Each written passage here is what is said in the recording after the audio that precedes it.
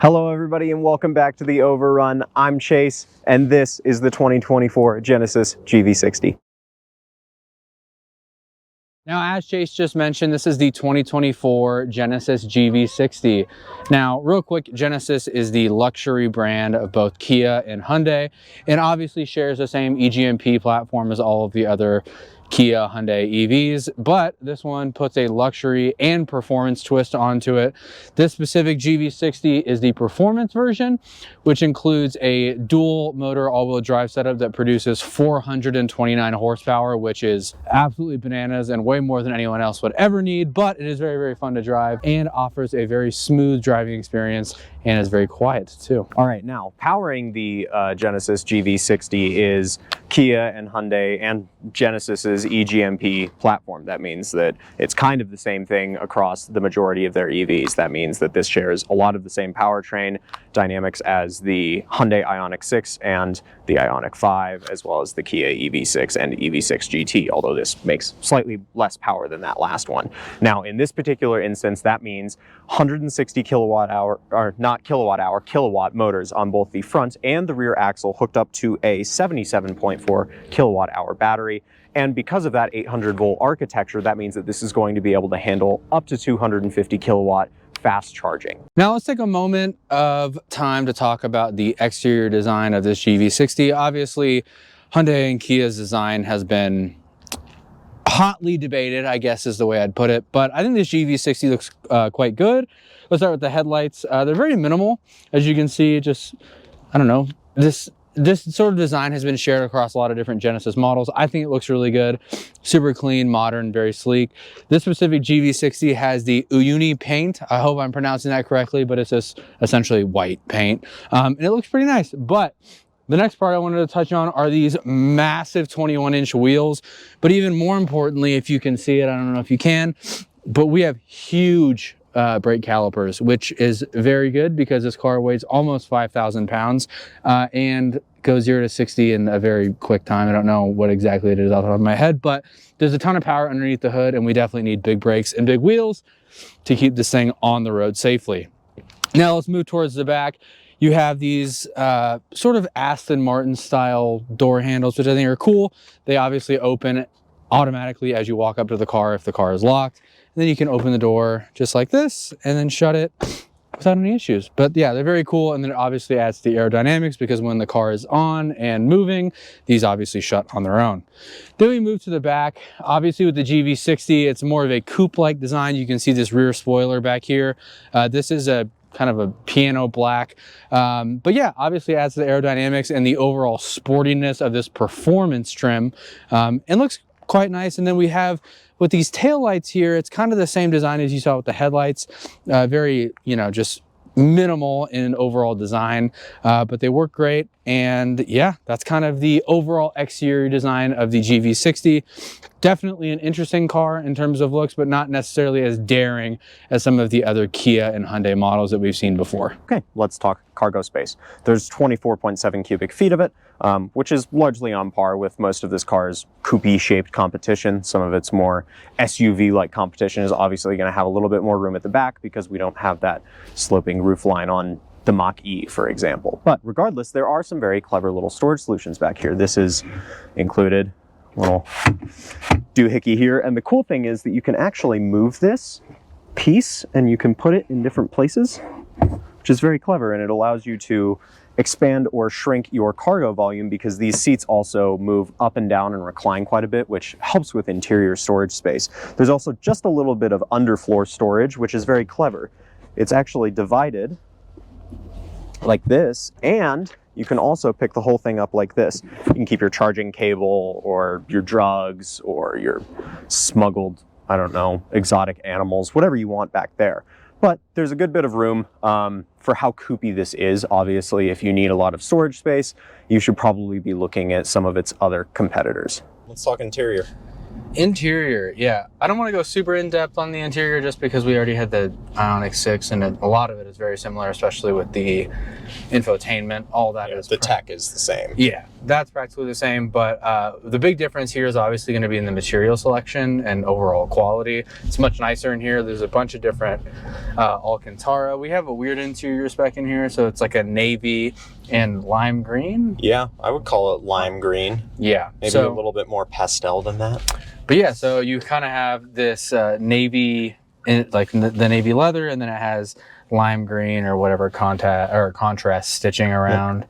And it all feels very nice. Yeah. I like that there's a good variety of materials too. There's the Alcantara, the leather, the green. There's some contrast on the wheel with like the metal look stuff. The center console looks nice. Of course, there's the little weird Orbi shifter thing, which is very cool. You could call it gimmicky, but I think it's neat. Yeah. I think that the big plus in here right now is these seats. Yeah. Oh, yeah. By far. I mean, when I told Chase, but these are probably some of the most comfortable seats that I've been in. Super ever. Adjustable. Yeah. I did notice though that your seat doesn't have bolster adjustment. Oh, this one doesn't? No, it's fixed. Oh. It still has lumbar and tilt and all of the other things. The other cool thing about these seats is right here behind Jobe's shoulder are some controls. Oh, it's not going to let me do it because we're driving. But there's some controls there. So let's say someone extra super tall is in the rear right passenger seat. I can move the seat from back here with these controls before we get moving to give my passenger some more room, which I think is a very cool touch. And I want to see that in more stuff. I think that's really neat. That way you don't have to like contort yourself to get to the seat controls. But yeah, and then overall connectivity, because I think that'll be something that a lot of people want to know. There's a couple of different options here. So we have two USB-C ports, right up in the front, a 12-volt adapter, like just a cigarette lighter one. There is a wireless charger right here. And then there's two more USB-C ports right behind the center console. And there's also a regular household style outlet in the back as well that Chase conveniently used to charge his camera battery because he didn't remember to charge it earlier. Yeah. But yeah. We got to work on that. Overall, it's really cool. And then the sunroof is pretty cool. It has an interesting opening mechanism and like closing. A clamshell thing. Yeah, exactly. So yeah, and it's huge, like a big panoramic sunroof, which is nice. But yeah, overall, super nice in here. Really no complaints from a quality standpoint. And it's pretty quiet, I would say, in here. Yeah, I think it's very quiet. I think it's quiet enough that like this being an EV and there being no drivetrain noise, that doesn't really affect it. Yeah. My only real complaint with this interior is that I feel like I am not really able to get my hands all the way around the wheel. Like obviously that's going to change depending on the size of your hands and the person driving. But I think that this wheel's just like way too fat. There's too much like control here. You know, like the controls are, I appreciate that they're physical and that they're large, but like they're large to the point where it's annoying. Yeah. Because I just feel like I can't wrap my hand around the wheel. Yeah. But I mean, that's really nitpicking it. I think that this interior is really fantastic and the tech is awesome, as we know from other Hyundai Kia Genesis products. I really don't have any other complaints. There's the storage is okay. The glove box is a little small. This center console, I guess, could be deeper. There's this weird, like, awkward... There's storage under the center console that both the front and rear passengers have access to. But the door cards are kind of small. Yeah. There's not a lot of places to put small, loose items. But, again, we're kind of having to nitpick a little bit. Yeah. Overall, the interior is pretty good. Overall, I mean, I really, really like driving this car. It's super smooth, really quiet on the road. And obviously, I mean, with 429 horsepower, there's nothing really lacking in terms of the performance. I do wish the suspension was a little bit stiffer. I feel like it's a little, especially with all that power. Even with the adaptive too, like if you throw it in sport, I feel like the rest of the settings are fine, but I feel like if it's in sport, it should be another 10 or 15% stiffer. I agree. But other than that, I mean, driving, I think the steering is really good. It's actually much better than the Ioniq 6 in my opinion, which is funny because it's all the same platform. It's a little bit heavier, at least to me, in the GV60. So I like that a lot more. It feels super direct. But yeah, overall, I think it's a good car. But yeah, like I said, just the suspension would be the only thing that I would change. Yeah, I mean, I like driving it. I disagree with you on the steering. I think that the steering feels really similar. I also think it's just a little bit too heavy. But there's good feel. There's, you know, it's not hard to like keep the car centered in the lane, and I'm not like having to think about it a ton. I have said before that I'm a really big fan of Hyundai Kia Genesis's like iPedal function. The one pedal drive is really great once you get used to using it. It's super useful. It probably has some pretty marginal benefits to your range. But if you hate it like Jobe does, you can also just disable it, which is nice too. I am a real sucker for a boost button. You know, this has a boost function, and what it does is it dumps all of the battery's available output into the full 400 and whatever horsepower that this car has, 29, right? 429 or something. Yeah, 400. For 10 seconds, and it feels super fun. You know, like I find myself using it just to like get up to speed on the highway because it's fun. I love the like whimsy of that, and I think it really fits the character of the car. I do have some minor gripes about visibility. The rear visibility is not fantastic. The little spoiler thingy is cool. I honestly would rather it just be like not bisecting the windscreen. I agree. It's kind of nice though, because some cars, like their headlight beams sit there. And so at night, you're not like just being dazzled by that F-250, that's 6 inches off your bumper. Right. So that's kind of nice. But other than that, I think the driving position is really good. It's obviously extremely adjustable. The seats, like we said in our interior segment, are very comfortable. I think that there's enough room in here that everybody can be comfortable. And the ADAS is really solid. We've talked about that in other reviews, but just very quickly, you know, there's auto steer, lane keep assist, adaptive cruise control, and pretty much every safety metric that you can think of on this thing. And all of them work really well. Hyundai's some of the better ones in the game. They don't have a full level 3 system like Blue Cruise yet. I think that they are working on it, but honestly, I also don't feel the need for it. I think all this is the right level of driver assistance. I agree. I think this is kind of where a lot of people would want to max out anyways. I mean, I don't know, at least for me, but yeah, it's great. Cool. All right, and now let's kind of round out this video before we get to our conclusion by talking about the competition. Obviously, in this segment and sort of the EV SUV space, there's a lot. So we're not going to cover every single competitor to this car. We're just going to cherry pick a couple like we do in all of our other competition portions of our other videos and just kind of talk about what we think and how this stacks up to the competition. So go ahead. Yeah, so I think that we think that the biggest like direct competitor to this sits in kind of a weird spot where there's actually not a lot that like deadlines up with this. There's not another $71,000 performance electric crossover this size. The closest bar is the Volvo XC40 Recharge, and that offers a pretty similar shape, and the pricing is pretty similar. There's the Ultimate trim, which I believe is 65, right? Yeah, it's 62,000. Yeah, which stacks up better with this GV60's more middling all-wheel drive trim, which has like 315 horsepower. Yep. Which I think that's kind of the one to get. I don't really like. This isn't performance-y enough for me to pick this over like a Mach-E GT or a Kia EV6 GT or something which is A, cheaper, and B, has more power. Yeah. Like if I want a performance EV, I'm going to just like go for big numbers. Yep. So I think that the Volvo is a pretty good fit. I like Volvo's Google-based infotainment a lot. I think that it works well. It's kind of a toss-up. I think that both brands have a really great selection of interior materials, some interesting colors and specifications. They're a very similar like vibe. And we just haven't driven the Volvo, which is the problem. Yeah. From what I have heard anecdotally of other people, Volvo's big issue right now is range. But then again, this also doesn't have super stellar range. I believe this is 250 something miles of range. 238. Yeah. So also not super awesome on range. Yeah. And that's kind of the problem when you get into the performance EVs is generally when you get all-wheel drive and then the additional power, that obviously sacrifices a lot of the range. Yeah, you got to pick two. Right. Yeah. You can't have range and performance at the same time, at least right now. Hopefully that will change over time, which I'm sure it will as batteries become more optimized and things like that. But yeah, I wanted to talk more about the Mach-E GT specifically. The Mach-E obviously starts much lower in terms of pricing, but the GT specifically, for one, it offers a much more powerful powertrain that has 480 horsepower. So if you're after something that has the true performance, I think that that's a great option. It also is $8,000 cheaper than this specific GV60 performance.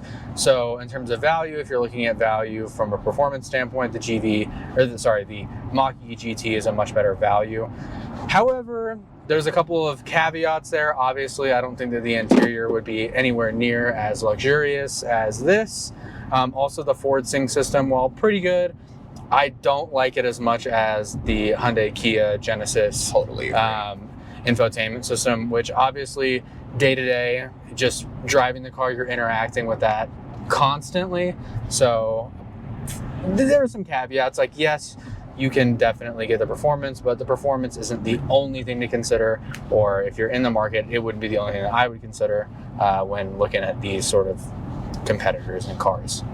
Yeah, and just as a final point, I think that if you're not buying this as like a statement, because it is kind of a weird, quirky car that I think that you would be buying because you intrinsically like the vibe. Yeah. The thing about the eGMP is you can always make an argument that, or at least for Genesis models, that this formula and this architecture, this drivetrain, this infotainment, all exists for $5,000 to $9,000 cheaper, depending on the equivalent lesser Hyundai or Kia model. And that's definitely something to keep in mind if you don't want the luxury feel and you don't feel like you need to like make a personal statement in buying this car. I think it's great if like you're buying this car on emotion, you're buying it because you love the way it looks or because you love the way that it feels. That's awesome. Buy with your heart. Right. But if you're buying with your head, there's also a lot more logical choices out there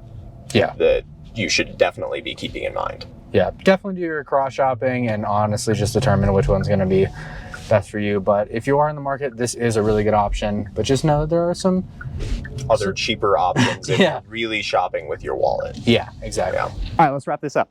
Yeah. So my thought. So my thoughts. Obviously, this is kind of it's a weird car in a lot of ways, not like design wise or anything. I think it's got some aesthetic quirks in and out. It's just not as insane as some of the other stuff that Hyundai and Kia has done. I don't know if it's insane. I think it's less so than the Ioniq 6. Yeah. Definitely less controversial in terms of design. I think the sizing is really good. It honestly feels like, this is going to sound weird, and I know you're probably going to disagree with it, but it kind of feels to me like an electric hatchback in some ways. It feels it to me when I drive it. I don't know why, but I feel like I'm just driving like a smaller hatchback. Smaller and hatchy, yeah. Yeah, and I like the sizing a lot. It's super usable. The camera system's really great. The overall driving is super smooth, and I really, really like it. I wish the range was a little bit better. That's kind of the only thing I would say. But other than that, I think it's a really good option. So the thing to keep in mind with the range is, they did introduce the rear-wheel drive trim, which adds range, significant range, but you also lose the all-wheel drive. I don't necessarily think that you need this performance trim. I think that the $60,000 middle child one with the all-wheel drive is probably the way to go. Yeah. Yes, it's less power. Yeah, not as much as standard, but I think that in the grand scheme of things, it makes this a little bit more attractive because it does sit in kind of a weird place like we talked about. There's some more direct competition, some of the Volvo stuff, but there's also, I think that the reason that people are buying this is not because this is like an objective, like this is the EV in this space to get. I think that the reason that people are buying this and the reason Genesis wants you to buy this is because it's kind of a personal statement. It's got the cool like Orbi thing with the gear shifter, and it looks a little weird, and the interior can be wacky if you want it to be, which I think if you're going to do it, absolutely do the wacky interior. It's great. But there's also the typical, well thought out Genesis, Hyundai, Kia planning with some of the practicality and features and safety and driver assist. I think it makes sense. I don't know that this $71,000 one makes sense. I think that the middle one makes a lot of sense. Yeah, absolutely. I would agree. I mean, I think overall it's a really good car. There's nothing, and this has kind of been the theme with Hyundai, Kia, and then now Genesis, is there's nothing super egregious to complain about. It's really just a really good platform that they've built out over the last couple of years. Yeah, my only complaint with it, like I said in the driving impressions, is just that, you know, a lot of this eGMP stuff feels the same, Yeah. you know, and people have been complaining about that in combustion cars forever, like Volkswagen, Audi, MQB stuff, you know, like Yeah. that engine feels the same, the EA888, you know, like, which is going away, but that's not the point.